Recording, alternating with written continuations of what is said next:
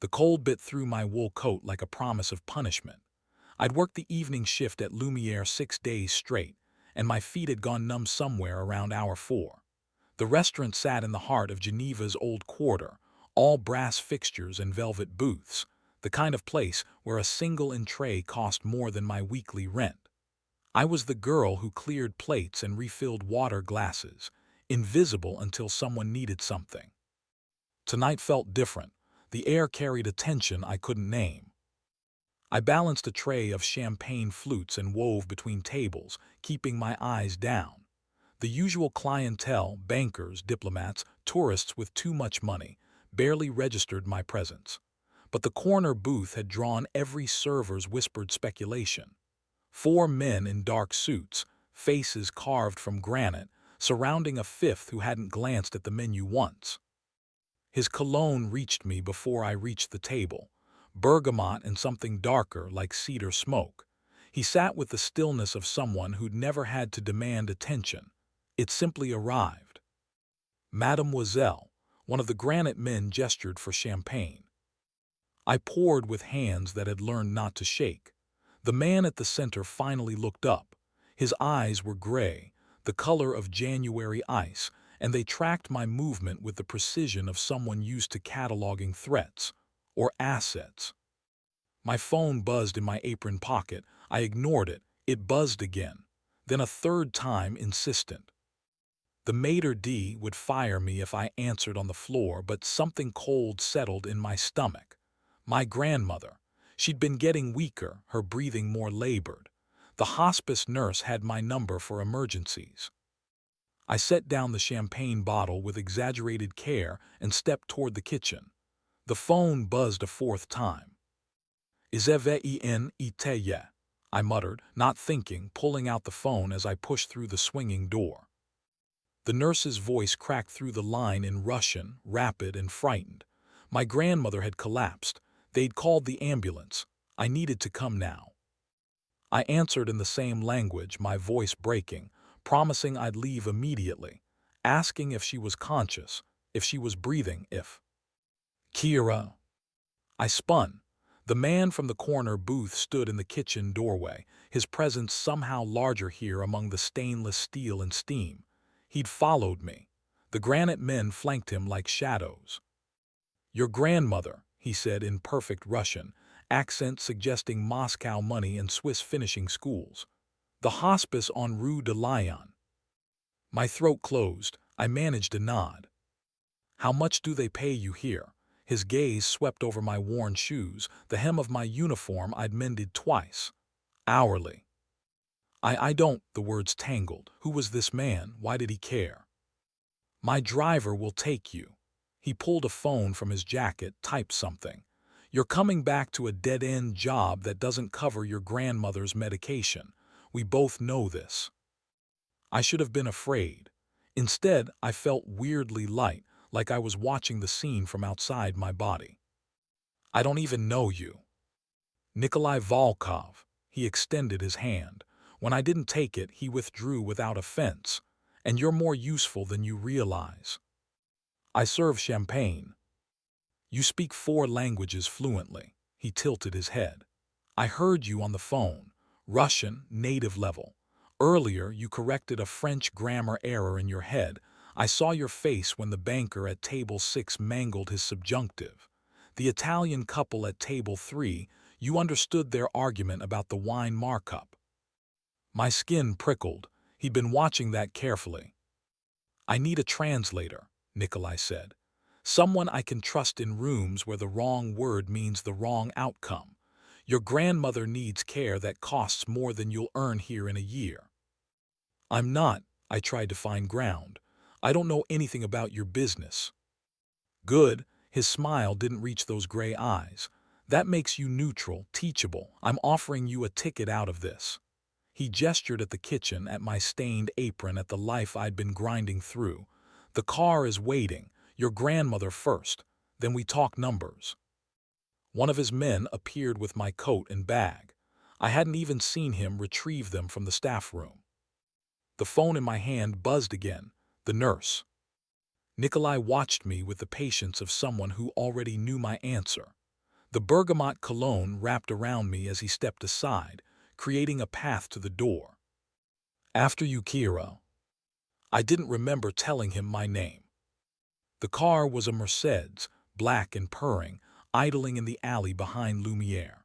The driver opened the door without a word, and I slid into leather seats that probably cost more than my entire apartment's furniture. Nikolai entered from the other side, and suddenly the spacious interior felt close. Drive, he told the man at the wheel. Rue de Lyon, the hospice, fast but don't attract attention. Geneva blurred past the tinted windows. I clutched my phone, watching the screen for updates, feeling Nikolai's presence like a weight beside me. He didn't speak, didn't reassure me with empty words, just pulled out his own phone and made 3 calls in quick succession. Russian, French, German, each conversation clipped and efficient. When he finished, he turned to me. A Dr. Eduard Hoffman will meet us there. Swiss-trained, specializes in pulmonary care. He owes me a favor. I can't afford. You're not paying. His tone allowed no argument. Consider it an advance on the position. I haven't accepted anything. No, he studied me like I was a contract he was still evaluating. But you will. The confidence should have rankled. Instead, it felt like gravity, inescapable and strangely stabilizing. We pulled up to the hospice, a converted mansion with lights burning in too many windows for this hour. I was out of the car before it fully stopped, Nikolai a step behind. The nurse met us at the door, her relief visible when she saw me. Then she noticed Nikolai and the 2 men following him, and her expression shifted to confusion. This is Dr. Hoffman, Nikolai said, as an older man in an expensive coat approached from a second car I hadn't noticed. He'll examine your grandmother now. Everything moved too fast. The doctor disappeared into my grandmother's room. The nurse brought me tea I couldn't taste. Nikolai made more calls from the hallway, his voice low and commanding, arranging things I didn't understand. When I tried to enter my grandmother's room, one of his men gently but firmly suggested I wait. Let the doctor work, Nikolai said, appearing beside me with that uncanny timing. Come, there's a private room upstairs. I should stay close. You should hear my offer while we wait. The doctor will find us when he's finished. He wasn't asking. I followed him up a narrow staircase to a small sitting room that overlooked the garden. In summer, it would be beautiful. Now, frost etched the windows like lace. Nikolai waited until I sat before taking the chair across from me. He leaned back, perfectly composed, and I felt every inch of distance between his world and mine. The position is translator and cultural liaison, he began. You'll accompany me to meetings, occasionally travel within Europe. You'll translate, observe, remember what you hear. You'll tell no one the details of what we discuss. What kind of meetings? Business, import-export primarily, some real estate, some acquisitions. His gaze never wavered. Sometimes the parties involved prefer discretion over official channels. Translation, illegal or close enough. I'm not interested in getting arrested. You won't be. I keep my people protected. He pulled an envelope from his jacket and set it on the table between us. 20,000 euros advance. Enough to cover your grandmother's care for the next 6 months, move her to a better facility if needed. Monthly salary of 15,000 after that. Contract for 1 year, renegotiable. The numbers made my vision swim. That was more than I'd earn in 3 years at Lumiere. Why me? I asked. You could hire any translator in Geneva. I could hire someone with credentials who'd sell what they hear to the highest bidder. Nikolai leaned forward, elbows on his knees. Or I could hire someone who understands loyalty because she's lived without options. You need this. That makes you reliable in ways money can't buy. You mean desperate? I mean aligned. He didn't flinch from the accusation. Your grandmother raised you after your parents died. You've worked 3 jobs at once to keep her comfortable. You speak 4 languages because you taught yourself, not because you paid for universities. I respect that. I can use that. A knock interrupted us. Dr. Hoffman entered, his expression carefully neutral. She's stable, he said. Pneumonia, but we caught it early enough. I've prescribed antibiotics and a treatment plan. She'll need close monitoring for the next week, but I expect full recovery. He glanced at Nikolai. The facility here is adequate, but there's a private clinic in Lausanne that would provide better. Arrange it, Nikolai said. Transfer her tomorrow, put everything on my account. Wait, I stood, panic flaring. I haven't agreed to anything. Dr. Hoffman excused himself with the practiced discretion of someone who knew when to disappear. Nikolai remained seated, watching me with those winter eyes. Your grandmother needs care you can't provide on a waitress salary, he said quietly. I'm offering you the means. All I ask in return is your skill and discretion. That's not exploitation, Kira. That's an exchange. An exchange weighted entirely in your favor. Perhaps, he stood, and suddenly we were too close in the small room. But it's the exchange available.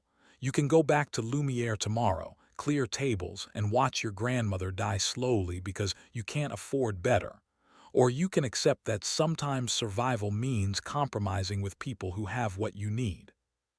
His words hit like fists. I wanted to hate him for the accuracy.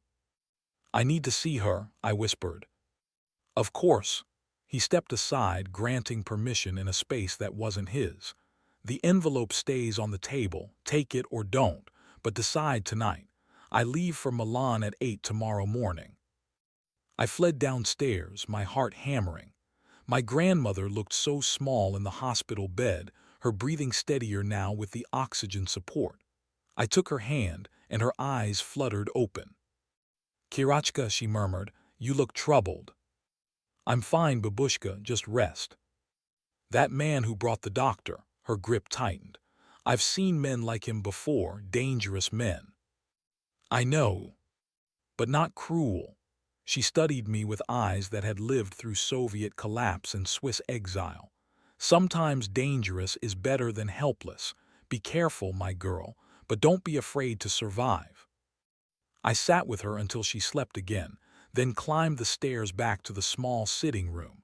Nikolai stood at the window, phone dark in his hand for once. The envelope remained on the table, unopened. I picked it up.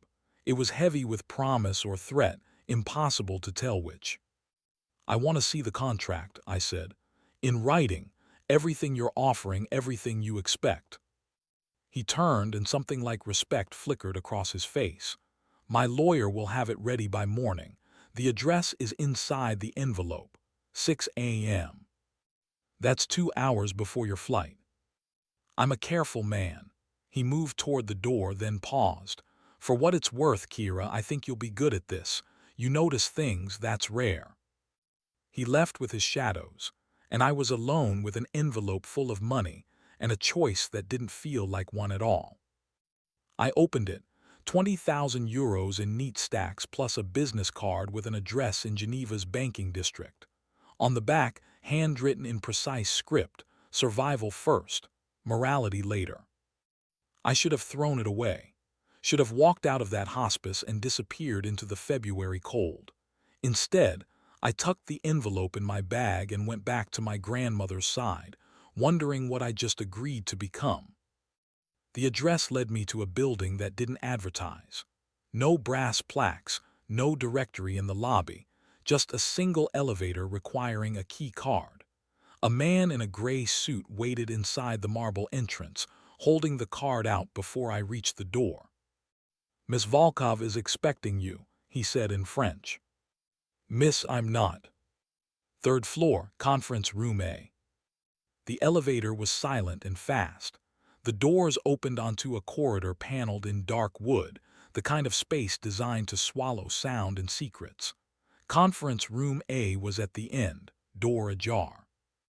Inside, Nikolai sat at a table with a woman in her 50s, her hair silver and her expression sharp. Papers covered the surface between them.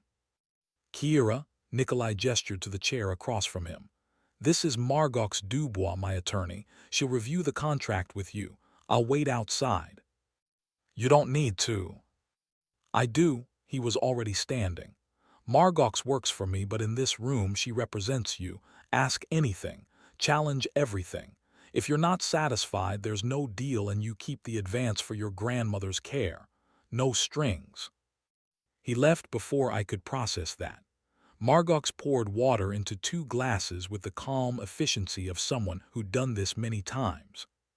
First time working for Nikolai, she asked. First time working for anyone like this. Good, that means you haven't learned to stop asking questions yet. She slid the contract across the table, 20 pages dense with clauses. Let's start with the basics. Employment term, compensation, responsibilities. Read carefully. I'll explain anything unclear. I read. The salary was exactly as Nikolai had stated. The term was 1 year with options to extend or terminate with 30 days' notice.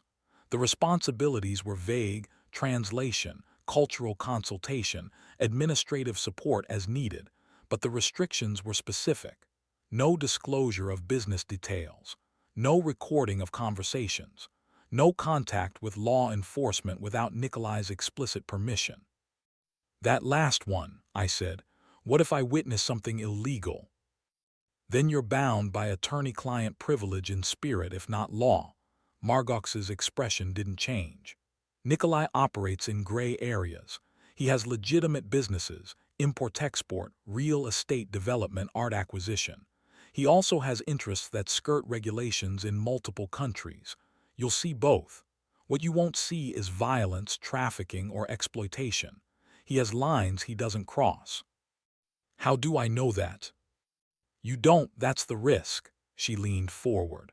But I've represented him for 12 years. I've never been asked to cover up a crime against a person, against regulations, tax codes, customs restrictions, frequently. But Nikolai distinguishes between bending rules and breaking people.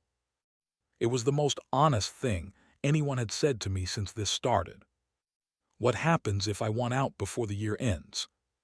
30 days notice, forfeiture of any performance bonuses, but you keep your base salary through the notice period. Nikolai won't stop you from leaving. He won't blackmail you or threaten you. He'll simply replace you. And if I talk afterward? There are non-disclosure clauses with financial penalties, but they're standard. Realistically, you'll know enough to be inconvenient but not enough to be truly dangerous. Nikolai structures his world that way deliberately. I read through the contract twice more, Margox answering every question without evasion. The sun rose outside the windows, turning Geneva's stone buildings gold. At 5:45 I signed. Margox witnessed the signature and made copies. He's downstairs in the car. Good luck, Kira. Do I need it? Everyone who works for Nikolai does, but most survive intact. The gray-suited man escorted me down and out to where the Mercedes idled. Nikolai sat in the back, already on his phone. He ended the call when I entered. Margox sent the signed contract, he said. Welcome to the organization. Organization, not company, not firm. The word choice was deliberate. The flight leaves at 8, he continued. We'll land in Milan by 9:30. I have meetings until 6. You'll observe and translate as needed. Evening is yours, but stay at the hotel I've arranged. Tomorrow we return to Geneva and you'll begin proper orientation. What kind of meetings? Today, mostly legitimate. Wine importers, gallery owners, a commercial real estate developer. I'm building relationships in Milan. Some will be useful legally, some less so. Your job is to ensure nothing gets lost in translation, linguistic or cultural. The car pulled away from the curb. We drove toward the airport in silence, and I watched Geneva disappear behind us, wondering if I'd ever see it the same way again. At the private terminal, because of course Nikolai didn't fly commercial, he handed me a passport. Yours, he said. Expedited processing. You'll need it for future travel. I opened it. My photo, my name, issued last week. He'd arranged this before I'd agreed. You were very confident I'd say yes. No, he moved toward the waiting jet. I was very prepared in case you did. There's a difference. The jet was small, luxurious, more like a flying living room than a plane. Nikolai settled into a leather seat and opened a laptop. I took the seat across from him, the new passport heavy in my hands.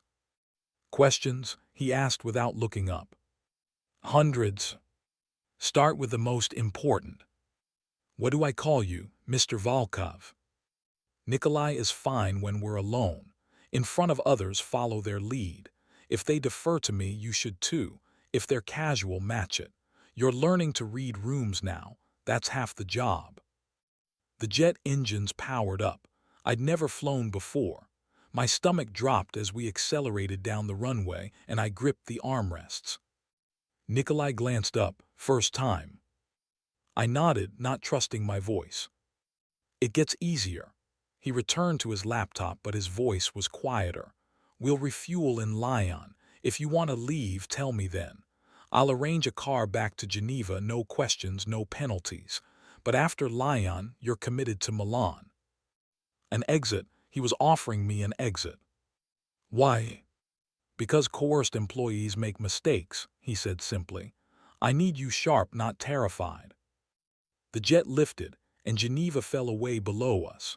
Mountains rose in the distance, snow-covered and impossibly beautiful.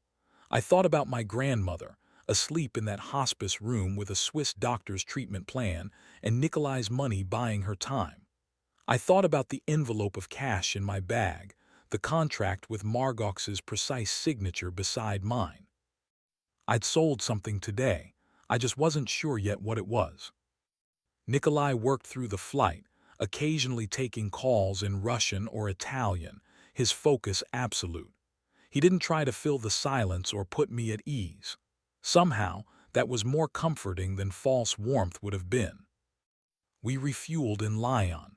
The jet door opened, stairs descending to the tarmac. Nikolai set down his laptop and looked at me directly. Yes or no, Kira? Last chance to walk away clean. I could see the terminal building in the distance, cars moving on access roads, the ordinary world still spinning just beyond reach. All I had to do was stand up. He wouldn't stop me. Margox had confirmed as much. But my grandmother needed more care than Geneva's public hospice could provide, and I needed to be more than invisible. Milan, I said. Something shifted in Nikolai's expression. Approval, maybe, or simply acknowledgement. Close the door, he called to the pilot. The stairs retracted, the door sealed, and just like that I was committed. Milan appeared through the clouds like a promise, old buildings pressed against new, church spires and steel towers fighting for dominance.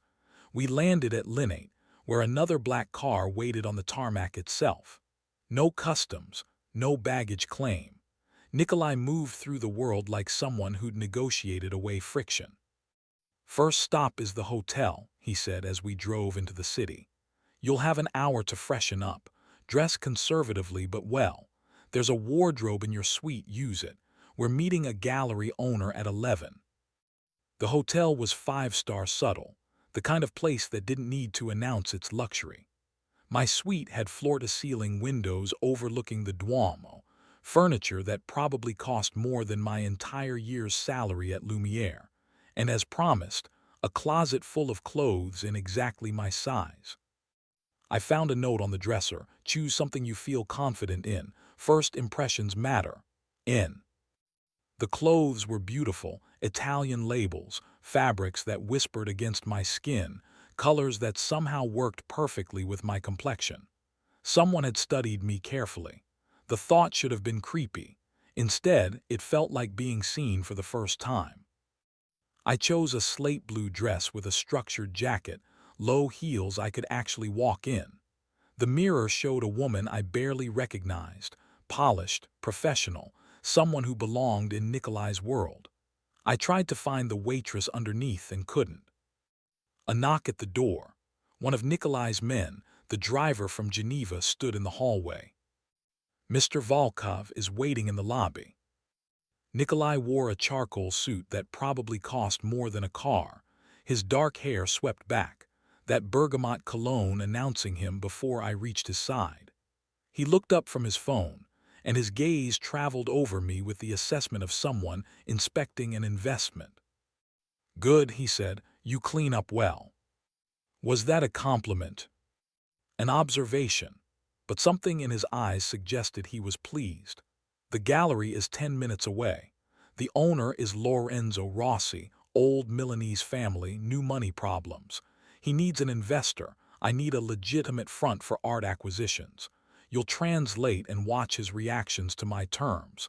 Tell me afterward if you think he's lying. I'm not a lie detector. You're perceptive, that's close enough. The gallery occupied a converted palazzo near the Sforza castle, all marble floors and soaring ceilings. Lorenzo greeted us at the door, his smile warm but his eyes calculating. He was 6 to something, distinguished, dressed in the casual expensive way only Italians managed. "Signor Volkov, welcome, and you must be." "Kira," Nikolai said before I could answer. "My consultant." We toured the gallery, Lorenzo explaining the collection in Italian while I translated for Nikolai's benefit, though I suspected Nikolai understood more than he let on. The art was beautiful, mostly modern pieces, some classical.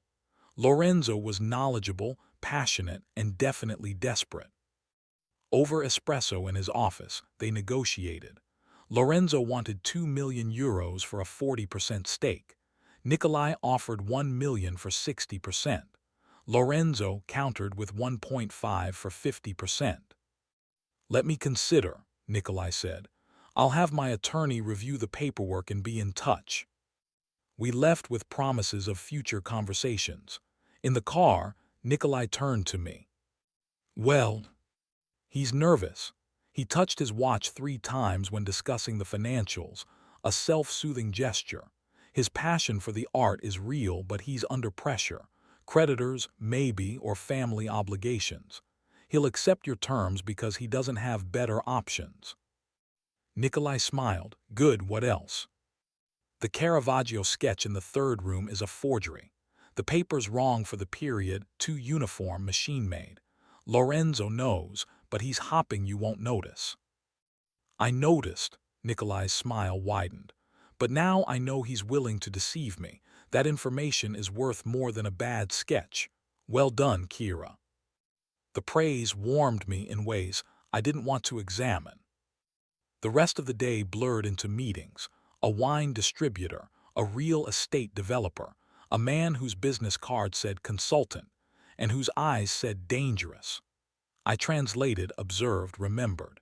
Nikolai moved through each interaction with the same careful control, never revealing more than necessary, always leaving room for leverage. By 6, I was exhausted. The jet lag, the emotional whiplash of the past 24 hours, the constant vigilance, all of it crashed over me in the elevator back to my hotel room.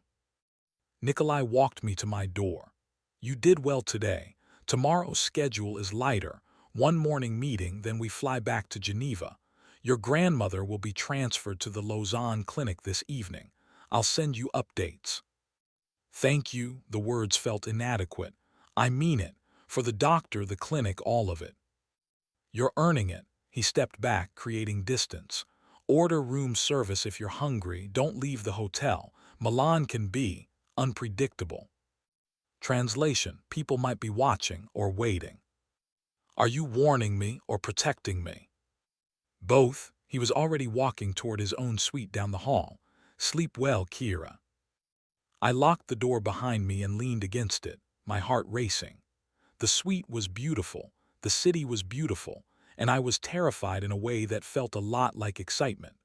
I checked my phone, 3 messages from the clinic confirming my grandmother's transfer, 1 from Margox with contract details, nothing from my old life because I didn't have an old life anymore. I ordered food I didn't taste and stood at the window, watching Milan light up as night fell. Somewhere in this city, Nikolai was probably working, making calls, arranging his next move in whatever game he played. And I was a piece on his board now, valuable but replaceable. The question was whether I could become valuable enough to matter. I fell asleep to that thought, still wearing the slate blue dress, too exhausted to care. Morning came with a knock and a tray, espresso, pastries, a note in Nikolai's handwriting, meeting at 9. Business casual. Car leaves at 8:45. I showered, dressed in black trousers and a cream silk blouse from the wardrobe, and met him in the lobby at 8:44. He didn't comment on my punctuality, but I saw the approval in the slight nod he gave. The meeting was at a law firm, all glass and modern art. The attorney spoke rapid Italian about import regulations and customs procedures. I translated, but most of it was legitimately boring: tariff codes, shipping manifests, compliance documentation. Nikolai signed papers, transferred funds, and we were done by 10:30. "That's it?" I asked in the car. "Most of the work is paperwork," he said. "People think my business is all drama and danger. It's mostly lawyers and spreadsheets." "But not all." "No," he looked out the window at Milan rushing past. "Not all." We drove to Linate in comfortable silence. The jet waited, sleek and ready. I boarded with more confidence this time, settling into my seat while Nikolai made calls. We were airborne within minutes, Milan disappearing beneath the clouds. Halfway to Geneva, Nikolai closed his laptop and fixed me with that gray stare. "You handled yourself well yesterday. Better than I expected for someone with no experience. I've spent years being invisible. You learn to watch when no one's watching you." "A useful skill," he paused. "Tomorrow you'll start orientation. I have an apartment arranged for you near my offices, better than wherever you're living now. You'll have a new phone, encrypted, access to a car service. An assistant will help you set everything up." "An assistant? I'm an assistant." "You're a consultant," he corrected. "Important distinction. My world has hierarchies, learn them." The jet descended through clouds heavy with weather. Geneva appeared gray and wet, exactly as I'd left it. But I wasn't the same person who departed. That girl had been drowning. This one had a lifeline, even if it was wrapped around her neck. At the private terminal, a woman in her 30s waited beside yet another black car. She was striking: sharp suit, sharper eyes, dark hair in a precise bun. "Kira, this is Alina Sokolov," Nikolai said. "She'll manage your logistics. Alina, make sure she has everything she needs." "Of course." Alina's smile was professional, revealing nothing. "Welcome to the organization." That word again. I was starting to understand it meant family in the most dangerous sense. Nikolai's phone rang. He answered in Russian, his expression darkening. Whatever the news, it wasn't good. He ended the call and turned to Alina. "Change of plans. Take Kira to the apartment, get her settled. I'll brief her tomorrow morning, 7 a.m. at the office." "What's wrong?" I asked. "Nothing you need to worry about yet." He was already moving toward a different car, the granite men materializing around him. "Alina will explain the basics. Follow her instructions." He was gone before I could respond, leaving me with Alina and a city that suddenly felt more complicated than I'd realized. "Come," Alina said, gesturing to the car. "I'll show you your new home." The apartment was in Saint-Jean, old Geneva money, views of the lake and mountains. Alina unlocked a door on the 4th floor, and I stepped into space that made my previous life look like a joke. High ceilings, original moldings, furniture that managed to be both modern and elegant. 2 bedrooms, a kitchen I might actually learn to cook in, windows that flooded everything with light. "Nikolai owns the building," Alina explained. "This unit was being renovated. He accelerated the timeline for you." "Why?" "Because you can't do your job effectively if you're exhausted from a terrible commute and worried about your safety. You're an investment. He's protecting his asset." The bluntness was almost refreshing. Alina spent the next 2 hours explaining logistics. The encrypted phone, use it for all business communications. The car service, available 24 hours. The household account, for expenses related to your appearance and work needs. The rules: never discuss Nikolai's business with anyone outside the organization, never travel without checking with her first, never assume anything is private. What's my real job? I asked finally, beyond translation. Alina studied me. To make Nikolai more effective. He's brilliant, but he's also Russian in a Swiss world, powerful in spaces that fear power. You soften him, make him accessible, and you listen for things he might miss because people underestimate you. I'm camouflage. Your leverage. She handed me a folder. These are the people in Nikolai's inner circle.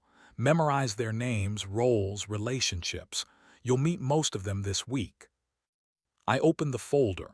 Photographs, brief bios, some legitimate business people, some with backgrounds that were deliberately vague. One face stood out.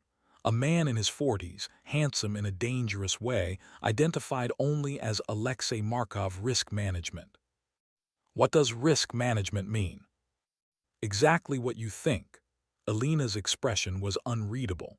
Alexei handles problems that can't be solved with contracts or money. You won't interact with him much, but know he exists, and know that Nikolai keeps him on a very short leash. The implication was clear. Violence was an option, but a last resort. What else should I know? That this life has benefits and costs. The benefits are obvious: money, protection, access to a world most people never see. The costs are subtler: privacy, normal relationships, the ability to walk away cleanly. You're inside now, Kira. That means safety, but it also means scrutiny. Am I being watched? Always. Not because Nikolai doesn't trust you, but because his enemies would love to use you against him. The apartment has security. So does the building. Don't be paranoid, but don't be naive either.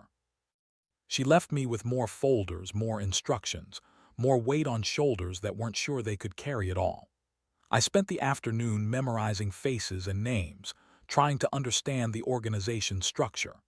It was Byzantine, layers of legitimate businesses shielding less legitimate operations, partnerships that were really fronts, friends who were really assets. At 6, my new phone buzzed. A text from an unknown number. Grandmother settled in Lausanne, sleeping comfortably. Doctor pleased with progress.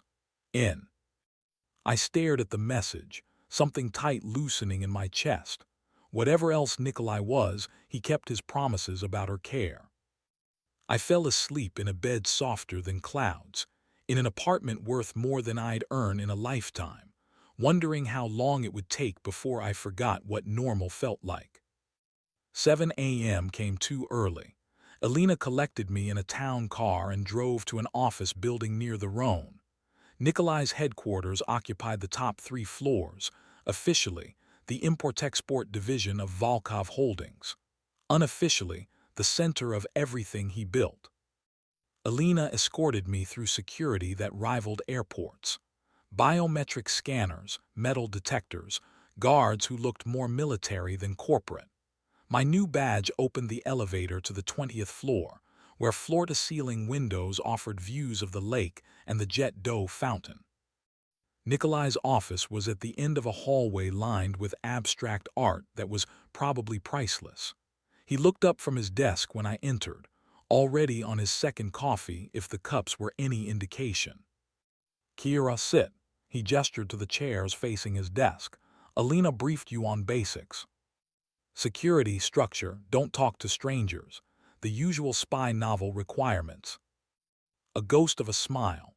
This isn't a novel. The consequences are real. He slid a tablet across the desk. Your first assignment. A Russian delegation is arriving next week for negotiations about timber exports from Siberia. The official meetings are straightforward. The private dinner afterward is where actual deals happen. You'll attend, translate, and tell me afterward who's loyal, who's wavering, and who's already working for my competitors. That's a lot of pressure. You'll be fine. You read people naturally. I saw it in Milan. Now you'll do it systematically. He spent the next hour explaining the players, who controlled what, who owed whom, who had axes to grind. It was Game of Thrones in business suits, and I was supposed to navigate it without a map. At 8:30, Alina returned with a schedule. Your Russian language tutor is here. Then you have a styling appointment at noon. We're refining your wardrobe for formal events. Dinner with Nikolai at 7 to debrief the day. Tutor, I speak Russian fluently. You speak Russian like a grandmother raised you, Alina said. You need to speak it like Moscow elite. Idioms, slang, the difference between old money and new. 2 hours a day until the delegation arrives. The tutor was brutal, a tiny woman who drilled me on pronunciation and cultural nuance until my head spun. The styling appointment was even worse, strangers measuring and assessing, building a professional wardrobe that would project confidence and approachability without sexuality. Their words, not mine. By 7, I was exhausted and overstimulated. Nikolai took me to a restaurant that looked like someone's living room, intimate and quiet, where we were seated in a private alcove. Tell me about your day, he said after we'd ordered. I summarized the tutoring, the wardrobe torture, the overwhelming sense that I was being sculpted into someone else. That's the point, he said. You're transitioning from survival to strategy. It's uncomfortable, but necessary. And if I don't want to be sculpted, then you're in the wrong job. He leaned back, wine glass in hand. But I think you do want it. You want to be more than invisible. You want to matter. He was right, and I hated him for it. What made you choose this life? I asked. You're educated, obviously intelligent. You could have done anything. I did. His expression went distant. My father built this organization from nothing. Literal nothing. He arrived in Switzerland in 1991 with a forged passport and a suitcase full of Soviet party documents he used as leverage. By the time he died, he controlled shipping routes, real estate, half the art market.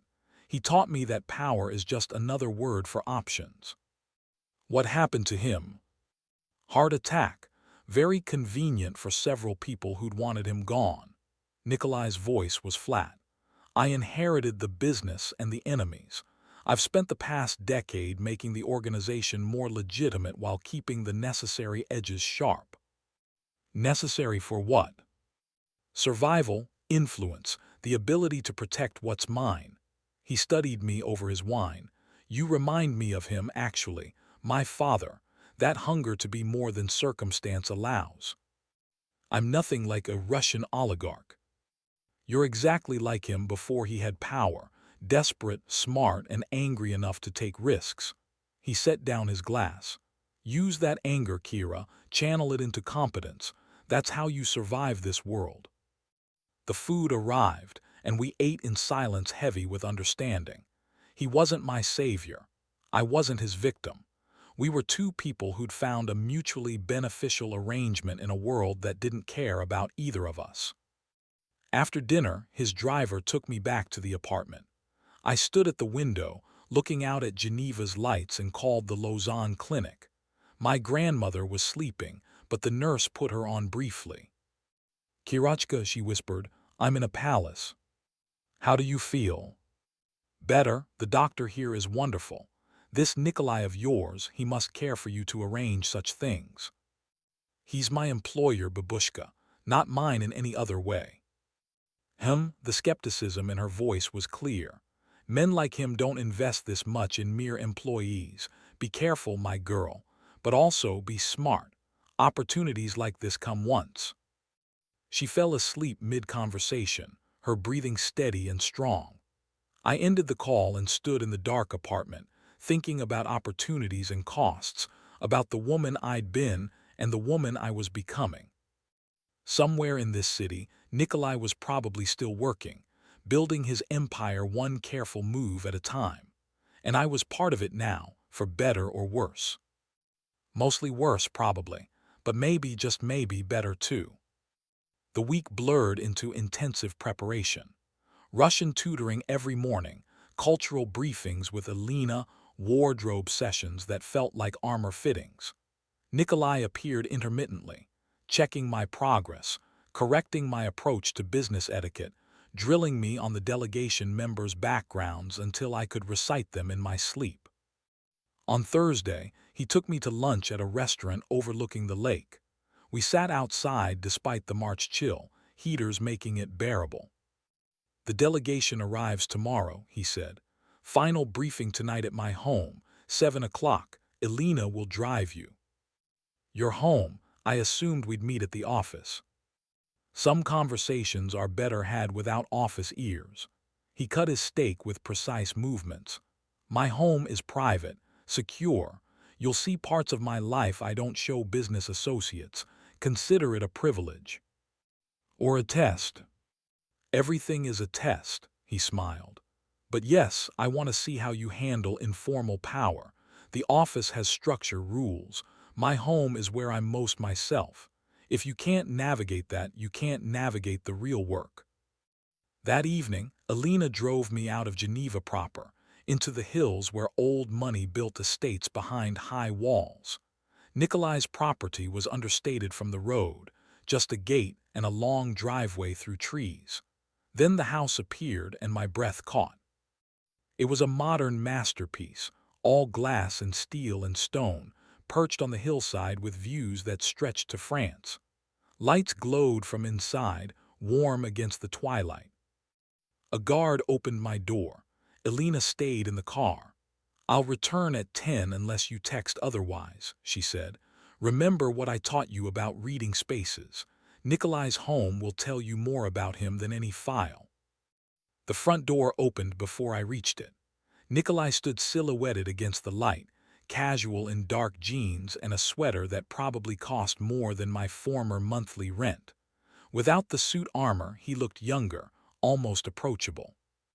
"Come in," he said. "Wine." The interior was breathtaking.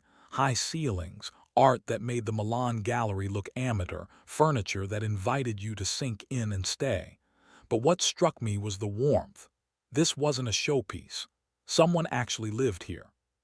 He poured wine in a kitchen that belonged in architecture magazines, all marble and precision. We settled in his study, a room lined with books in multiple languages, a fireplace burning low. "The delegation arrives at 3 tomorrow," he began, pulling out a tablet. "Official reception at the office at 4. Dinner at 8 at Domaine de Shadovia, neutral ground, expensive enough to show respect, public enough to discourage drama." "Who's most likely to cause problems?" "Dmitry Petrov, the deputy minister. He's ambitious, connected to my primary competitor in Moscow. He'll be looking for weaknesses, opportunities to shift the deal in his favor. Watch him carefully." We spent 2 hours reviewing every detail, seating arrangements, conversation topics to encourage or avoid, signals I should watch for. Nikolai was thorough to the point of obsession, and I understood why he'd succeeded. He left nothing to chance. At 9:30, he leaned back and closed the tablet. "Enough business. Tell me something true about yourself." The shift caught me off guard. "What do you mean?" "I know your file, your history, your skills, your financial situation. I don't know who you are when you're not surviving. What do you care about besides your grandmother?" No one had asked me that in years. I used to write, stories mostly, nothing good, but I loved it, creating worlds where I had control. "Why did you stop?" "Because surviving took all my energy. Writing felt like a luxury I couldn't afford." He stood and moved to a bookshelf, pulling down a leather journal. "Here, write again, even if it's terrible, especially if it's terrible. You need something in your life that's yours, not mine, not this job. Otherwise, you'll lose yourself in the role." The gift was unexpected, genuine. I took the journal, its weight solid in my hands. "Why do you care?" "Because burned-out employees make mistakes." He smiled to soften the practicality. "And because I remember what it's like to lose yourself in someone else's expectations. My father wanted me to be him. Took me years to figure out I could be something adjacent but different." "What's the difference?" "He was a hammer, I'm a scalpel. Same damage, different precision." He moved to the window, looking out at lights scattered across the valley. He would have liked you, I think. You have the resilience he respected. Your grandmother mentioned knowing his name, I said, remembering. When I visited her yesterday. Nikolai went very still. What exactly did she say? That she'd heard the name Volkov in connection with old Russian networks in Geneva. She wouldn't elaborate, said some stories were dangerous to tell. Smart woman, he turned from the window. My father had reach in the immigré community. Not all of it was pleasant. If your grandmother knew him, it was likely in passing, but I'll look into it. The way he said it made it sound like a threat and a promise. Alina's text came at 9:45, arriving in 15 minutes. Tomorrow will be intense, Nikolai said, walking me to the door. But I have confidence in you. You're ready. How do you know? Because you're still asking questions instead of just following orders. That's the mark of someone who thinks. He opened the door to the cold night. Sleep well, Kira. Tomorrow, you become truly valuable. Alina's car appeared in the driveway. I descended the steps, journal under my arm, feeling like I'd crossed another threshold without quite understanding what I'd left behind. The Russian delegation arrived like a small invasion. 3 black SUVs, security personnel, and enough luggage to suggest they planned to stay longer than the official 2-day visit. I watched from Nikolai's office as they pulled up to the building, Alina beside me murmuring last-minute details. Dmitry Petrov is the one in the navy coat, she said. Next to him, Pavel Sokolov, official translator, but also FSB according to our intelligence. Assume nothing you say is private. Wonderful. Any other surprises? Tatyana Voloshyna, the only woman. She's the actual power in the delegation, though she lets the men think otherwise. Former deputy director of Rosneft, now consulting. Watch her eyes, not her words. At 4 exactly, Nikolai emerged from a conference room where he'd been preparing. He transformed into his most formal self, charcoal suit, platinum cufflinks, expression carved from ice. He looked at me. Ready? No, but I'll fake it. Good enough. A hint of warmth in his eyes, gone before I could be sure. Let's go meet our guests. The reception room was all Geneva neutrality, elegant without being ostentatious, comfortable without being casual. The Russians entered with the confidence of people used to being important. Dmitry Petrov was exactly as described, mid-50s, expensive suit, eyes that calculated the value of everything they saw. Pavel Sokolov was younger, quieter, definitely intelligence. Tatyana Voloshyna was striking, 60-ish, silver hair, presence that dominated without effort. Nikolai greeted them in Russian, and I translated seamlessly into French for the Swiss officials present. The conversation was polite, surface level, everyone performing their roles. But I watched the micro-expressions, the body language, the way Dmitry tracked Nikolai's movements like a predator assessing prey. During a pause in conversation, Tatyana turned to me. Your Russian is excellent, but I detect a hint of Rostov in your accent. Family there. My grandmother, Rostov-on-Don, before she emigrated in '93. Difficult years. Tatyana's eyes sharpened with genuine interest. What was her family name? Orlova, Katerina Orlova. Something flickered across Tatyana's face. Recognition, surprise, it was gone too fast to read. A common name, she said smoothly. But I may have known Orlovs in Rostov. We should talk more at dinner. Nikolai's gaze found mine across the room, a silent question. I gave a fractional nod. Tatyana knew something. The reception ended with agreements to meet at the restaurant. The delegation departed, and Nikolai pulled me into his office immediately. What was that with Tatyana? She recognized my grandmother's name, or at least reacted to it. Interesting. He pulled out his phone, typed something. I'll have someone dig into the connection. In the meantime, stay close to Tatyana at dinner. She's the real decision maker, and if she has history with your family, that could be leverage or liability. You want me to exploit my own grandmother's past? I want you to understand it. There's a difference. His tone was firm but not unkind. This world has long memories and old debts. If your grandmother knew my father and Tatiana knows your grandmother, we're all connected in ways that might matter. Alina appeared in the doorway. The car leaves for Shadovia at 7:15. Kira, you have an hour to change. The burgundy dress. The burgundy dress was more formal than anything I'd worn, sleeveless, perfectly fitted, expensive in a way that felt like armor. I stared at myself in the apartment mirror, barely recognizing the woman reflected back.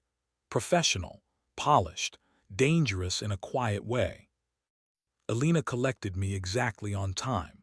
Nikolai was already in the car, phone to his ear, speaking rapid Russian. He ended the call as I settled beside him.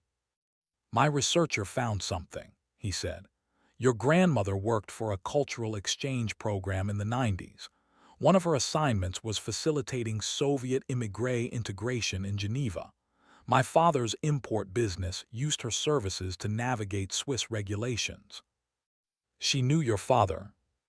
She helped him. There's a paper trail, consulting fees, recommendation letters. Nothing illegal but definitely connected. He studied me. Did she ever mention him? No, she's always been vague about her work in the 90s. Said it was boring bureaucratic stuff. It was survival, Nikolai said quietly. For both of them, my father was building an empire. Your grandmother was keeping refugees from starving. They would have understood each other. The restaurant appeared through the trees, a converted shade-towel glowing with lights. Nikolai's hand touched my arm as we exited the car. Whatever happens tonight, remember you're not just staff. You're my consultant, my colleague. These people respect power, project it. The dinner was already a performance when we entered. The Russians had claimed one side of the private dining room, Swiss officials the other, everyone waiting for Nikolai to establish the balance. He moved through greetings with effortless authority, and I floated at his side, translating, smoothing rough edges, making him appear more accessible. Tatiana engineered the seating so she was beside me, Nikolai across the table with Dmitri. The message was clear. The women would have their own conversation. Your grandmother, Tatiana began once wine was poured. Tell me about her. How is her health? Improving. She's at a clinic in Lausanne now. The private one near the lake, expensive. Tatiana's eyes glittered. Your employer is generous. I'm fortunate to work for someone who values family. Or who values leverage. She sipped her wine. Katerina Orlova was well known in our circles back then. She helped many people transition to Western life. Some of those people became very powerful. Your grandmother could have asked for much in return. She never did. Unusual in those times. She's a good person. A rare thing in a corrupt world. Tatiana leaned closer. But even good people carry debts, especially those who helped men like Viktor Volkov establish themselves. My heart stuttered. Viktor, Nikolai's father. I don't understand what you're implying. Don't you? Tatiana's smile was sharp. Your grandmother facilitated Viktor's early business operations. He was grateful. When he died, that gratitude should have transferred to his son. Yet here you are, working for Nikolai, probably for less than you're worth. I wonder if you know the full value of what your family gave his. Across the table, Nikolai was deep in conversation with Dmitri, but I felt his attention on me like a physical presence. He couldn't hear our conversation, but he knew something was happening. What do you want? I asked Tatiana quietly. Nothing, yet, she set down her wine. But remember, dear girl, that loyalty is currency. Your grandmother's loyalty bought Viktor Volkov's empire its foundation. That debt runs deep, much deeper than a consultant's salary. The rest of the dinner blurred. I translated mechanically, smiled appropriately, played my role. But Tatiana's words echoed in my head, rearranging everything I thought I understood about my employment. The evening ended with agreements to continue negotiations in the morning. Dmitri seemed satisfied, Tatiana inscrutable. Nikolai walked them to their cars, then returned to where I waited near the entrance. "What did Tatiana tell you?" I repeated the conversation word for word. His jaw tightened. "Get in the car, we're going to Lausanne. Now it's almost 11. Now, his tone allowed no argument. We drove in tense silence, Alina at the wheel, Nikolai staring out the window. The city gave way to highways, then the smaller roads leading to the clinic. I'd called ahead, explaining we were coming. The night nurse met us at the entrance, concerned. "Your grandmother is sleeping. She's not in distress, but—" "We need to talk to her." Nikolai's voice was firm but not unkind. "It's important. I'll make it worth the disruption." Money again, smoothing every path. My grandmother woke slowly, confused by the late visit. Her eyes focused on Nikolai and something shifted in her expression. Recognition. "You look like him," she whispered in Russian. Victor's eyes gray as winter. Nikolai pulled a chair close to her bed. I stood frozen near the door. "You knew my father," he said in Russian. "You helped him in the early days." "I helped many people. That was my job. But he was special. He offered you payment, security, partnership. You refused everything." My grandmother's gaze found mine. Because I saw what he was building, an empire on broken rules and dangerous men. I wanted no part of that legacy. I only wanted to help desperate people survive. Yet here is your granddaughter working for me, the legacy you rejected. Because she needs what I couldn't give her, security, opportunity. Tears gathered in her ancient eyes. I failed her, Nikolai Volkov. I escaped one system only to be trapped by another. When you offered her a way out of poverty, I couldn't refuse that gift, even knowing the cost. Nikolai was quiet for a long moment. "My father spoke of you once. He said you were the only person in Geneva who treated him like a human being instead of a threat. That kindness mattered to him. It matters to me. Then release her from this debt. Whatever arrangement you've made, whatever obligation she thinks she owes, end it. Let her go." "No," I said, stepping forward. Both of them looked at me. "With respect, Babushka, this is my choice. You gave me the choice to survive. I'm taking it." "At what cost?" she whispered. "At whatever cost necessary." I looked at Nikolai. "Your father's debt, my grandmother's help, none of that changes what I'm doing. I'm not working for you because of the past. I'm working for you because the present demands it." Nikolai stood. "Then we understand each other. Your grandmother's care continues regardless of your employment. That debt is mine to carry, not yours. What you do now, you do for yourself." We left her room, the nurse promising to monitor her anxiety. In the elevator, Nikolai finally spoke. "Tatiana was testing you, trying to plant doubt, make you question your value, destabilize my organization from within. It's what she does." "Did it work?" "I don't know, did it?" I thought about it as we walked to the car. About my grandmother's fear and her courage, about debts and choices, about the difference between obligation and agency. "No," I said finally. "If anything, it clarified things. I'm here because I choose to be, not because of history or manipulation, because I want to be more than I was." Nikolai stopped beside the car. The parking lot was nearly empty, streetlights casting long shadows. He looked at me with something like respect. "Good, because tomorrow, Dmitri will make his move against me. And I need to know you're with me by choice, not coercion." "What move?" "He's bringing financial investigators to our morning meeting. Claims there are irregularities in my timber import licenses. It's theater, a power play to force better terms, but it could get complicated." He opened the car door. "Sleep if you can. Tomorrow, you'll see how ugly this world gets when the performance ends." I slid into the car, exhausted and wired at once. Geneva's lights appeared in the distance as we drove, and I thought about Tatiana's words, my grandmother's tears, and Nikolai's winter eyes that saw through everything. I'd crossed so many thresholds this week. Tomorrow, I'd cross another. The The question was whether I'd recognize myself on the other side. The morning came with a text from Nikolai. Investigators arrive at 10. Dress conservatively. This will be unpleasant. Alina collected me at 9, her face grave. The delegation requested an audit of several transactions. Nikolai's lawyers are present, but this is about theater, not law. Your job is to translate accurately and observe everyone's reactions, especially Dimitri's. The office felt different when we arrived, tense, like the building itself was holding its breath. Security had been doubled. Employees moved quickly, speaking in whispers.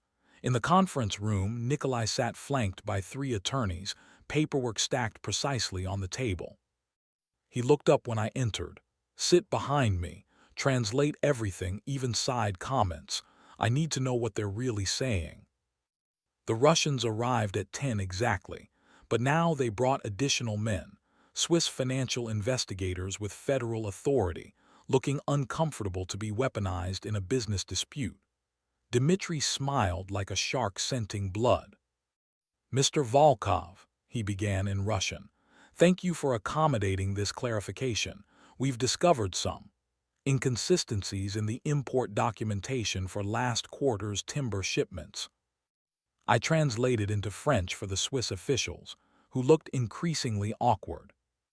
Nikolai's lead attorney, a formidable woman named Dr. Richter, responded in clipped German-accented French. My client's records are comprehensive and compliant. If you have specific concerns, present them. What followed was 3 hours of tedious procedural theater. The investigators produced documents. Nikolai's attorneys produced counter-documents.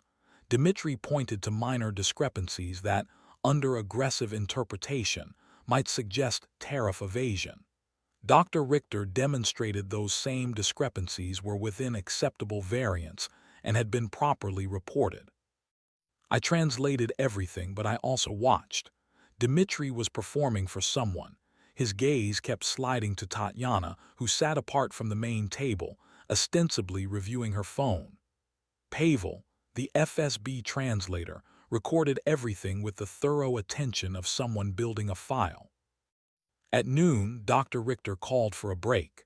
The Swiss investigators huddled with Nikolai's legal team, clearly wanting an exit from this obvious power play.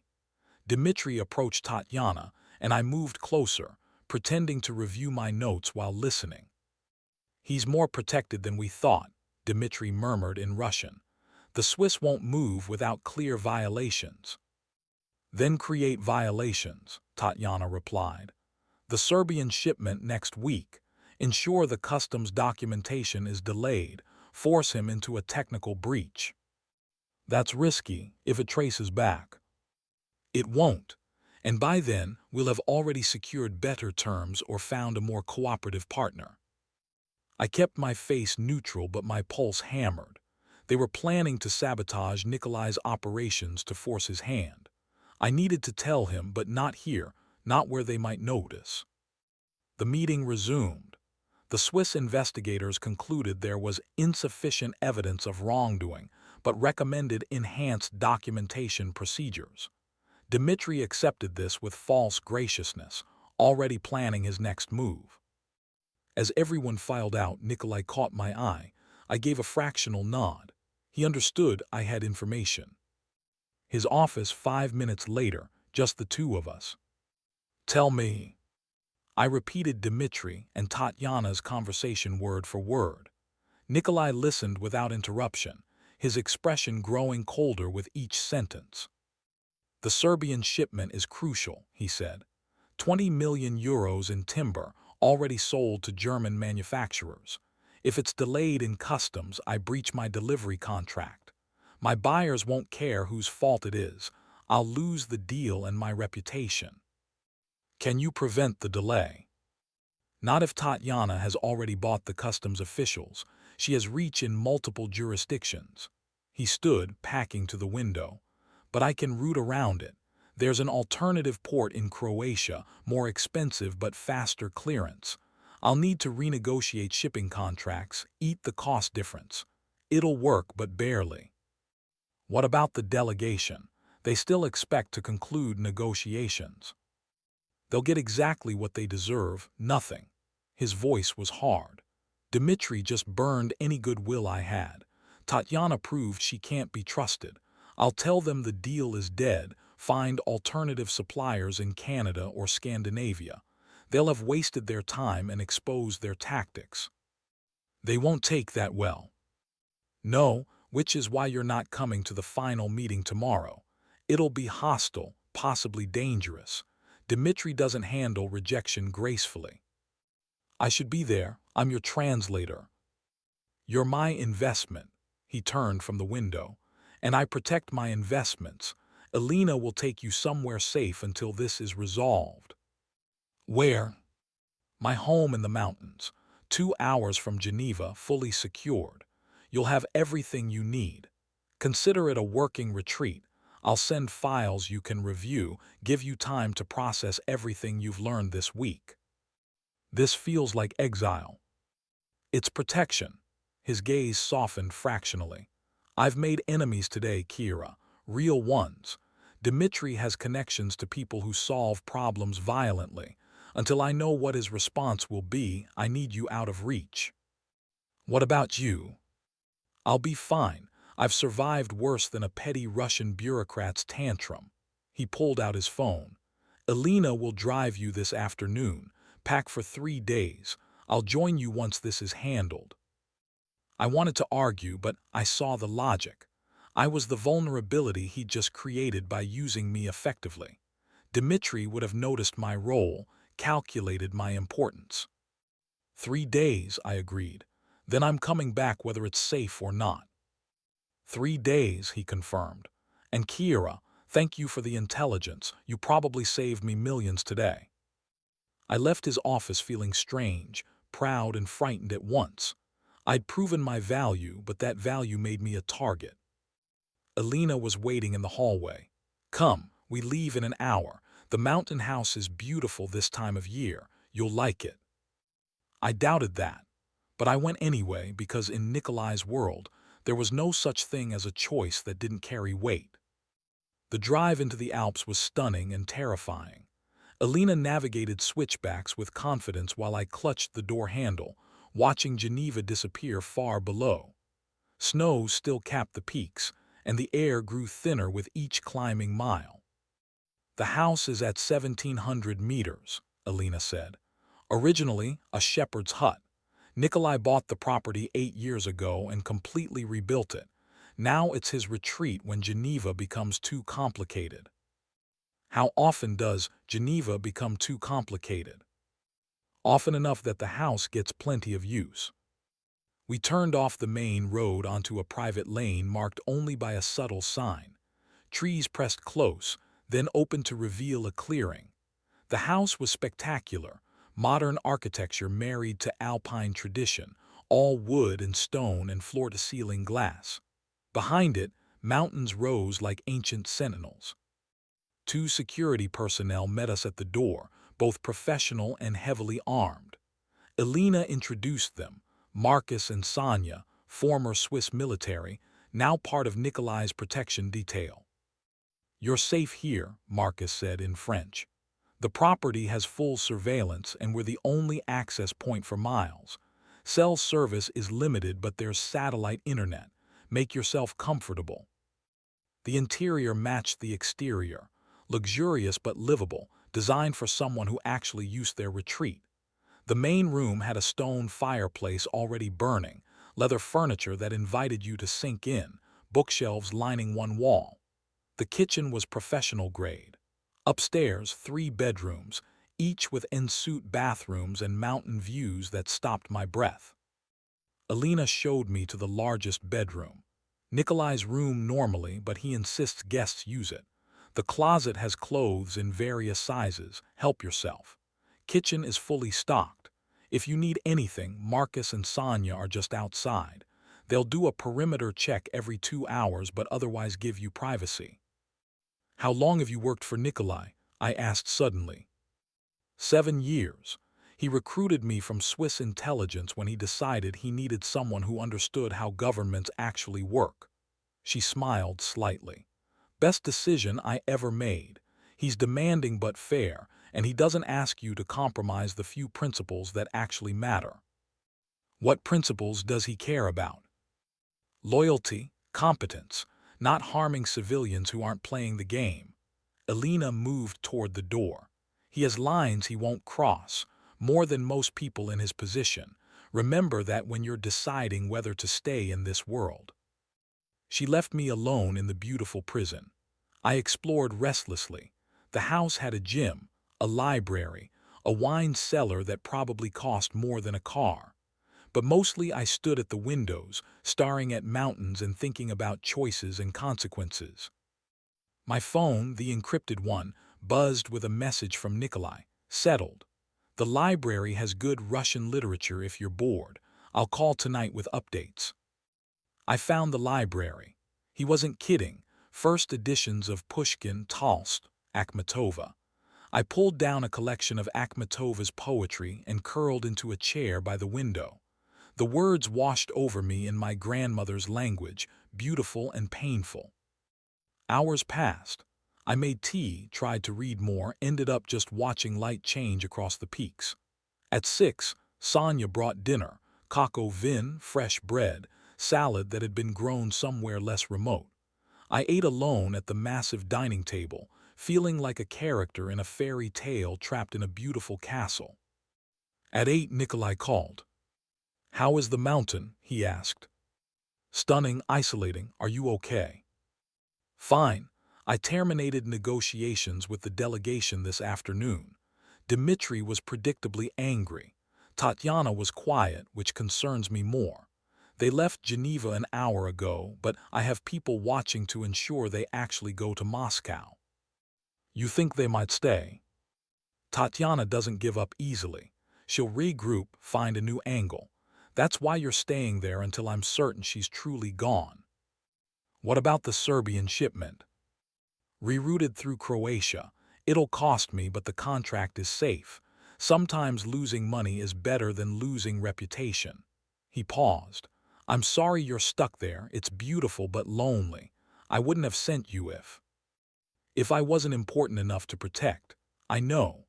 It's fine, Nikolai. I'm safe, comfortable, and apparently surrounded by first edition Russian poetry. I've survived worse." "That's what I like about you. You don't complain, you adapt." His voice warmed slightly. "There's a telescope in the study on the top floor. The stars are incredible up there, no light pollution. Try it tonight." "Will you be joining me here?" "Tomorrow if I can. I have a few more issues to resolve in Geneva, but I'll try. The house is better with someone in it." We ended the call and I climbed to the study. The telescope was professional grade, aimed at a window that opened to the sky. I fumbled with the controls until stars leapt into focus, impossibly bright and numerous. I'd never seen the sky like this. Growing up in cities, working nights at restaurants, I'd forgotten stars were more than decorative pinpricks.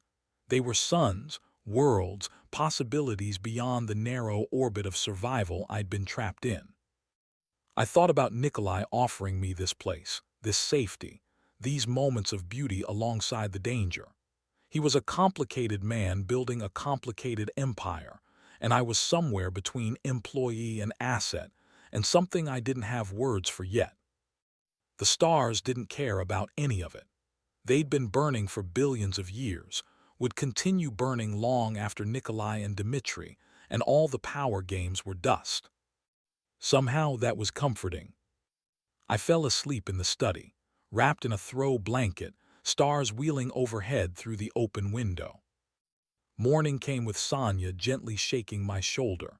"Miss Kira, Mr. Volkov is arriving in an hour.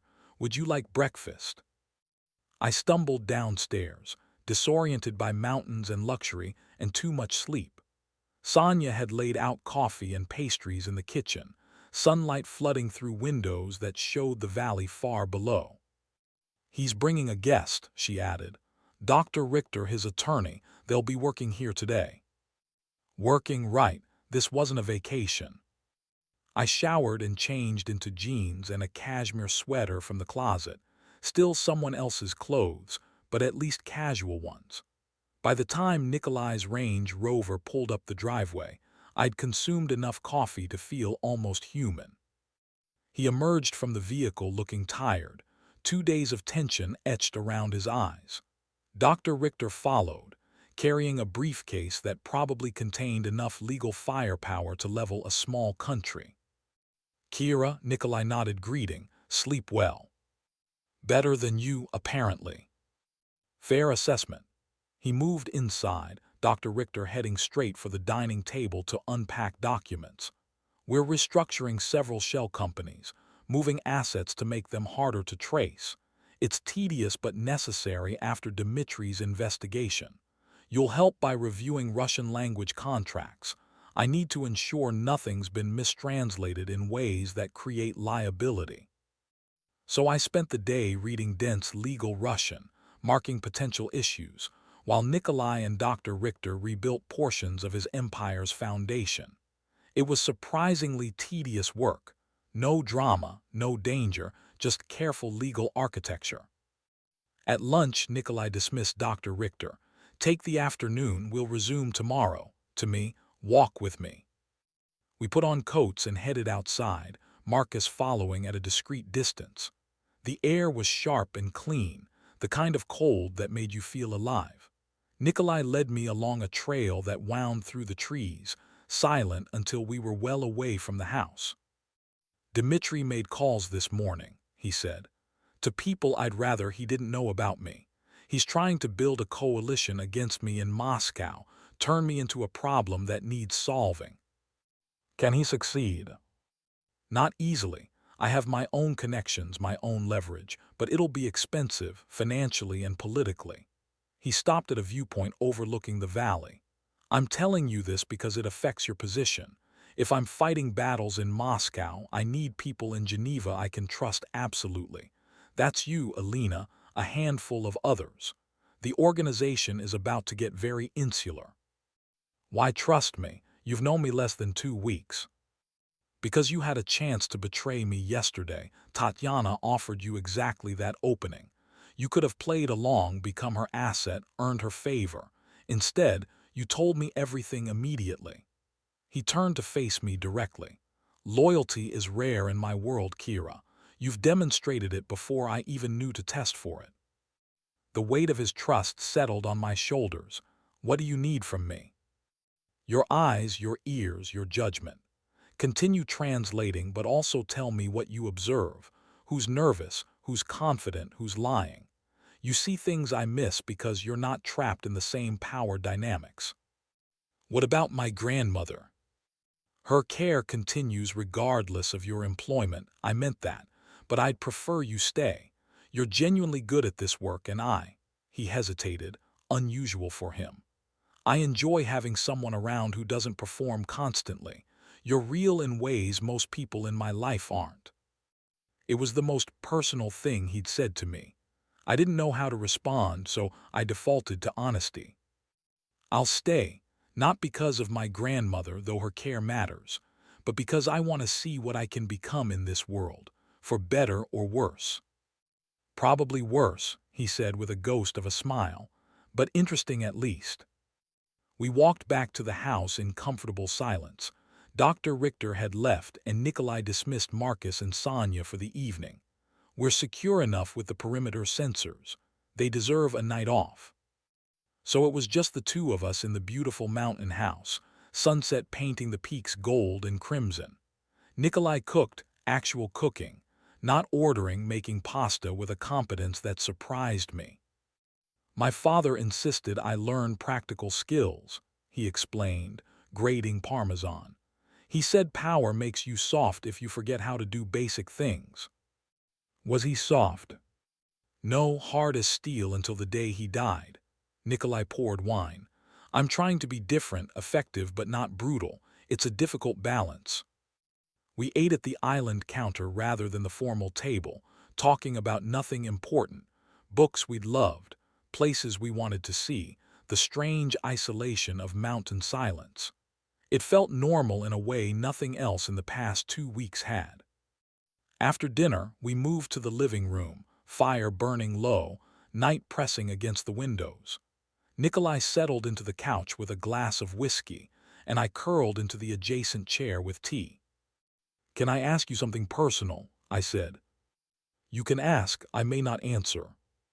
Do you ever regret this life? The complexity, the danger, the constant vigilance?" He was quiet for a long moment. "No, because the alternative was being a pawn in my father's empire rather than building my own. At least this way, when I fail or succeed, it's on my terms." "Do you think you'll ever get out? Go legitimate completely?" "That's the goal. Another decade, maybe less, and the organization will be mostly legal, boring corporate acquisitions, real estate development, art dealing. The edges will always be gray, but not actively criminal." He studied his whiskey. "I'm building something that can outlast me without requiring constant warfare.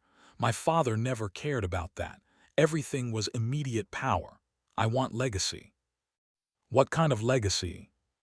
"The kind where I'm remembered for building rather than destroying, where the people who work for me have actual futures, not just survival." He looked at me. "Where someone like you can thrive without constantly looking over their shoulder." The firelight made his features softer, more human. He was younger than I'd realized, mid-30s, still building himself while carrying his father's weight. "You'll get there," I said. "You're too careful not to." "Careful?" he smiled. "My enemies would say calculating." "Your enemies aren't sitting in your mountain house drinking your wine." "No, they're not." He stood, moving to the window. "Thank you, Kira, for today, for yesterday, for choosing to stay. It matters more than you know." I joined him at the window.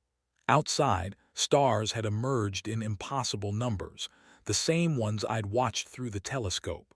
We stood in silence, two people who'd found each other through necessity, wondering if it might become something more than survival.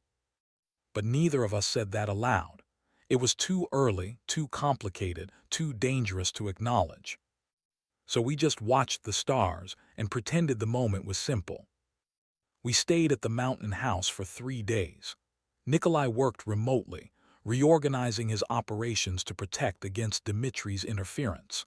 I reviewed contracts, made calls to suppliers, learned the architecture of his empire from the inside. Dr. Richter visited daily, bringing documents and departures, leaving us alone in the evenings. On the third night, Alina called. "The delegation is confirmed back in Moscow. Our contacts say Dmitri is focused on domestic issues now. He doesn't have bandwidth to continue targeting Nikolai. You're clear to return." "Tomorrow morning," Nikolai told her. "Set up meetings for the afternoon. We have ground to make up." He ended the call and found me in the library, reading Akhmatova again. "Back to Geneva tomorrow. Ready." Is anyone ever ready to leave paradise? It's not paradise, it's isolation. I need it sometimes, but I couldn't live here permanently. Too much silence. He sat across from me. "Before we go back, I want to give you something." He handed me a small box. Inside was a necklace, simple, elegant, a platinum chain with a single pearl pendant. Not ostentatious, but clearly expensive. "It's beautiful," I said, "but I can't." "You can. You've earned it. This week proved you're not just an employee, you're a partner in building what comes next. That deserves recognition." I let him fasten it around my neck, the pearl settling just above my collarbone. In the library mirror, it looked like it belonged there. "Thank you," I whispered. "Thank you," he countered, "for being real, for not performing, for reminding me why I'm building all this." We drove back to Geneva the next morning, mountains giving way to cities, silence to noise. The apartment felt strange after the house, too urban, too exposed. But it was mine, or at least mine for now. Nikolai dropped me off, Alina waiting to brief me on the afternoon schedule. "The Serbian shipment cleared customs in Croatia," she said. "Timber's on its way to Germany. Nikolai's reputation is intact, and we've had inquiries from Canadian suppliers about long-term contracts. Apparently word spread about his ability to reroute on short notice." He's actually gained respect from this crisis. He always does, I said. Yes, he does, Elena smiled. You're learning good. The afternoon was meetings, translations, the normal rhythm of work. But something had shifted. People deferred to me differently now, recognizing I was closer to the center than they'd initially thought. Nikolai introduced me as his senior consultant, not just translator. The title came with new respect and new scrutiny. That evening, alone in my apartment, I called my grandmother. She sounded stronger, her voice clear. How are you, Kirachka? Good, Babushka. Better than good, learning a lot. This Nikolai, he treats you well. He does, it's complicated, but he's not what I expected. Men like him rarely are. Just remember, my girl, you can work for someone without becoming them. Keep your own heart. We talked longer about her therapy, her new friends at the clinic, the garden she was planning for spring. She sounded happy in a way I hadn't heard in years. Whatever else Nikolai was, he'd given me that gift. I hung up and stood at my window, watching Geneva's lights. Somewhere in this city, Nikolai was probably still working, building his empire one careful move at a time. And I was part of it now, not a pawn, not quite a queen, but something in between. The pearl necklace was warm against my skin, a reminder of mountains and stars and moments when the performance stopped and something real emerged. I touched it and wondered what came next. Spring arrived slowly in Geneva, winter reluctant to release its grip. I'd been working for Nikolai for 2 months, and the rhythm had become almost normal. Translations, meetings, quiet observation of Power's choreography. The Serbian shipment crisis had faded into organizational legend, proof of Nikolai's ability to navigate disaster. But Tatiana's shadow lingered. Elena called me into her office on a Tuesday morning. We have a problem. Tatiana Voloshyna is back in Switzerland, not Geneva but Zurich, ostensibly for an energy conference. Actually, she's meeting with people who could complicate Nikolai's German operations. What kind of complications? The kind that involve financial regulators and conveniently timed audits. She's building a coalition again, more carefully this time. Elena pulled up surveillance photos on her tablet. She knows we burned her with Dmitri. Now she's playing a longer game. What does Nikolai want to do? Meet with her, directly. Find out what she really wants and see if there's a deal to be made. Elena's expression was grave.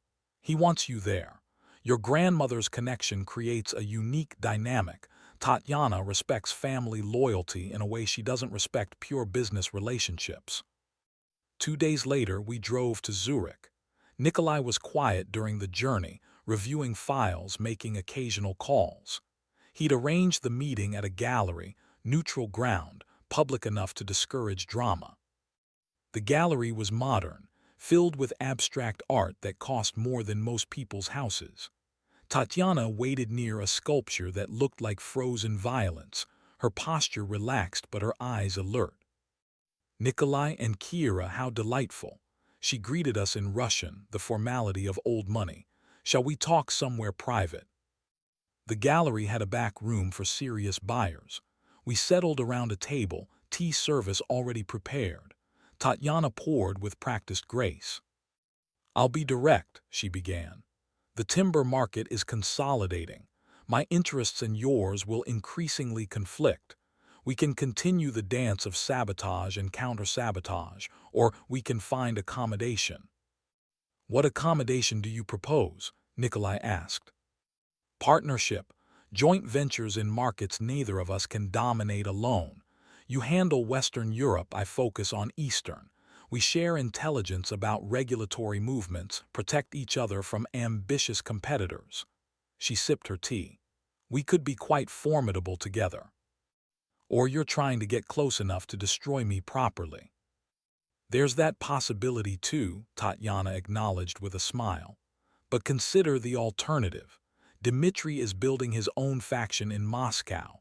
He won't stop with timber, he wants control of multiple commodity streams. Separately, we're vulnerable to his pressure. Together, we're too strong to challenge. Nikolai glanced at me. I'd been watching Tatiana's microexpressions, the way she held her teacup, the rhythm of her breathing. She was telling the truth, or at least truth as she understood it. She believes what she's saying, I said quietly in Russian. Whether it's wise to trust her is different. Wise Katerina Orlova's granddaughter, Tatiana said. Your grandmother would have made the same calculation, believing truth but verifying intent. What do you want from me specifically? I asked her directly. To be a bridge. Nikolai trusts you. I respect your family. You could facilitate communication, help us navigate cultural misunderstandings before they become crises. She set down her cup. I'm not asking you to betray him. I'm asking you to help build something larger than individual empires. It was seductive, the promise of being more than a translator, of actually shaping outcomes. But it was also dangerous. Serving two masters never ended well. I need to think, Nikolai said, and verify some things. I'll have an answer in a week. Fair, Tatiana stood. But don't take too long. Dmitri moves fast when he sees opportunity. We left the gallery, Zurich's efficient streets flowing around us. In the car, Nikolai was silent until we'd cleared the city center. What did you think? He asked. I think she's pragmatic enough that partnership could work, but I also think she'll betray you the moment it's advantageous. The question is whether you can build safeguards that make betrayal more costly than cooperation. Exactly my assessment. He smiled slightly. You're getting good at this. Is that a compliment? An observation, but yes, also a compliment. We drove back to Geneva, and I spent the evening researching Tatiana's business interests, mapping her connections, trying to understand what she truly cared about. Money, obviously. Legacy, probably. Control, absolutely. 3 days later, Nikolai called a strategy meeting. His inner circle gathered in a conference room. Elena, Dr. Richter, 2 other advisors I'd met briefly, and me. The fact that I was included said something about how far I'd come. Tatiana's offer, Nikolai began, laying out the proposal. Thoughts? It's a trap, said Marcus, the security advisor. It's an opportunity, countered Dr. Richter. A calculated risk, but potentially valuable. It's inevitable, Elena said. The market's consolidating. We either partner strategically or get crushed between competing forces. The question isn't whether to work with Tatiana, but how to do it without exposing critical vulnerabilities.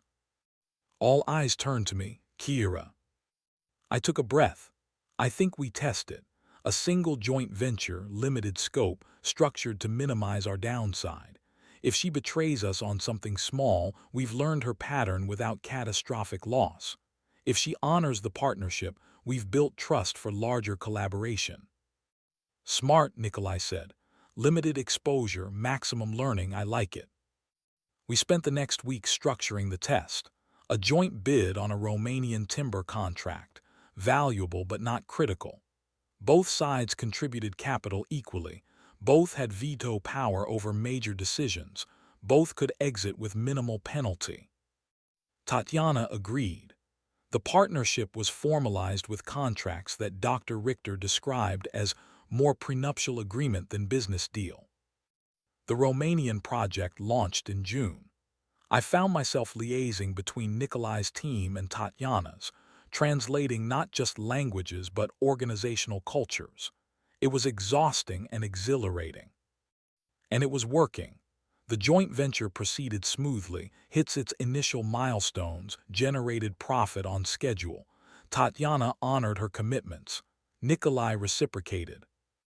Maybe she's genuine about this, I told Nikolai one evening in his office. Maybe, or maybe she's playing a very long game. He looked at me over his whiskey. But so are we, and we're learning her patterns. That's valuable regardless. Summer arrived with heat that made Geneva shimmer. The Romanian project concluded successfully, and Nikolai and Tatiana were already discussing a second venture, bigger, more ambitious, potentially more dangerous. My grandmother was thriving at the Lausanne clinic. I visited every week, sometimes with Nikolai when his schedule allowed. She liked him, I could tell, though she worried constantly about my safety. "You're changing, Kirachka," she said one afternoon in her garden. "Not bad changes necessarily, but you're becoming someone comfortable with power. That's dangerous for the soul." "I'm just learning to survive better." "No, you're learning to thrive. There's a difference." She took my hand. "Just promise me you'll remember who you were before all this. The girl who wrote stories, who dreamed of worlds where she had control." "I haven't forgotten." "Good, because the world Nikolai inhabits will consume you if you let it. Keep something for yourself, my girl. Something he can't touch or buy or influence." Her words haunted me through summer into fall. I was undeniably good at my job now. Nikolai relied on me for more than translation. I sat in strategy meetings, offered opinions that shaped decisions, managed increasingly complex negotiations. People in the organization treated me with respect that bordered on deference. But my grandmother was right. I was changing. The waitress who'd cleared tables at Lumiere felt like a different person, someone I'd read about rather than been. In October, Nikolai invited me to a gallery opening in Milan. "Legitimate business," he assured me. "Lorenzo Rossi is unveiling a new acquisition, a Caravaggio that's been in private hands for decades. Good networking opportunity, and frankly, I could use the break." We flew to Milan on a Friday evening, the city dressed in autumn gold. The gallery opening was everything Geneva wasn't: loud, glamorous, full of people who wore their wealth comfortably. Nikolai moved through the crowd with easy charm, introducing me as his cultural advisor, a title that made me sound far more sophisticated than I felt. Lorenzo appeared with champagne and gossip about the art world. The Caravaggio was magnificent, a religious scene rendered with the artist's characteristic drama and shadow. I stood before it, lost in the painting's emotional intensity. "He was a murderer, you know," Tatiana's voice came from beside me. I hadn't heard her approach. "Caravaggio killed a man in a brawl in Rome, fled to Malta, then Sicily, always running. Yet he created this beauty while living that violence." "I didn't know you were in Milan." "Last-minute decision. The art world is small." She studied the painting. "We're not so different from him, I think, building beautiful things while navigating dangerous lives. The question is whether the beauty justifies the cost." "What cost do you mean?" "The part of yourself you lose to maintain the image, the lies that become habit, the people you distance yourself from because they're liabilities." She turned to me. "You're young yet. The cost is still affordable, but it compounds, Kira. Every year it gets harder to remember who you were." "Why are you telling me this?" "Because I like you, and because I see myself in you 30 years ago. I want you to make better choices than I did." She moved away before I could respond, disappearing into the crowd. Nikolai found me still staring at the Caravaggio. What did Tatiana want? "To warn me, I think, about the cost of this life." "She's right, too." He stood beside me, close enough that I felt his warmth. "This world takes pieces of you. The trick is deciding which pieces you can afford to lose." "What pieces have you lost?" "Innocence, certain kinds of trust, the ability to have normal relationships." He glanced at me. "But I've gained things too: purpose, the ability to protect what matters, the satisfaction of building something meaningful even if it's complicated." "Is it worth it?" "Ask me in 20 years, he smiled. "Come on. Lorenzo wants to introduce us to a collector from Berlin, very wealthy, very interested in Russian art, exactly the kind of contact I need." We worked the room for hours, Nikolai in his element, me translating and observing and trying not to think too hard about Tatiana's warning. By midnight, I was exhausted but satisfied. We'd made good connections, strengthened relationships, advanced Nikolai's slow march toward legitimacy. In the car back to the hotel, Nikolai was quiet, Thank you for tonight. You made me look good. That's the job. It's more than that now, you know it is. He looked at me directly. You've become essential, Kira, to the organization, yes, but also to me personally. I value your judgment, your presence, your ability to see through performance to reality. My pulse quickened. This was close to the line we'd carefully avoided for months. Nikolai, I'm not asking for anything, he said quickly. Just acknowledging what's true. Whatever this is between us, I don't want to complicate it with expectations or pressure. You're free to define it however you want. What if I don't know how to define it? Then we'll figure it out together, slowly, without forcing anything. His hand found mine briefly, a touch that felt like promise and question at once. For now, let's just be grateful we found each other in this complicated world. The car pulled up to the hotel. We parted in the lobby, professional distance maintained, both of us aware that something had shifted but neither ready to name it yet. In my room, I stared at my reflection. The pearl necklace caught the light, a gift from months ago that had become daily wear. I touched it, thinking about costs and choices, about the girl who'd written stories and the woman who now shaped empires. My grandmother's warning echoed, keep something for yourself. I pulled out the leather journal Nikolai had given me that first night at his Geneva home. I hadn't written in it yet, too busy becoming who he needed me to be.